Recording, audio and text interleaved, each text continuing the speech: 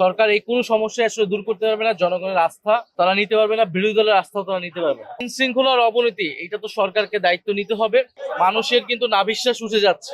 আইন শৃঙ্খলার ভয়াবহ অবনতি, বাংলাদেশ অনেকগুলো সংকটের মধ্য দিয়ে যাচ্ছে। প্রথমত অর্থনৈতিক সংকট, বা জ্বালানি তেলের দাম বেড়েছে, দ্রব্যমূল্যের দাম বাড়ছে, ফলে মানুষের কিন্তু নাভিশ্বাস উঠে যাচ্ছে।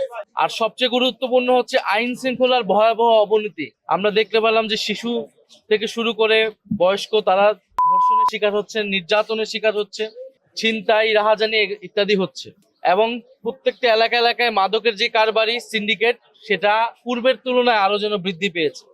ফলে এই যে আইন শৃঙ্খলার অবনতি, এটা তো সরকারকে দায়িত্ব নিতে হবে এবং দ্রুত সময়ের মধ্যেই অর্থনৈতিক এই সংকট কাটিয়ে তোলার জন্য সরকার ব্যবস্থা নিবে।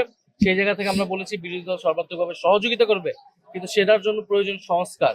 সেই সংস্কারগুলো, কার্যক্রমগুলো আসলে এক সাইডে সরিয়ে সরকার এই কোনো সমস্যা আসলে দূর করতে পারবে না, জনগণের আস্থা তারা নিতে পারবে না, বিরোধী দলের আস্থা তারা নিতে পারবে না। ফলে সরকারের প্রতি আহ্বান থাকবে দ্রুত সময়ের মধ্যে সংস্কার সাধন করে আমাদের অর্থনৈতিক সংকটগুলো, সামনে বাজেট অধিবেশন আসতে যাচ্ছে, সেই বাজেট অধিবেশনে যাতে এই বাংলাদেশের অর্থনৈতিক সংকটগুলো অ্যাড্রেস করা হয়, দ্রব্যমূল্যের দাম কমানো হয়, মানুষের জীবনযাত্রা যাতে আরো সহনীয় পর্যায়ে সরকার আনতে পারে।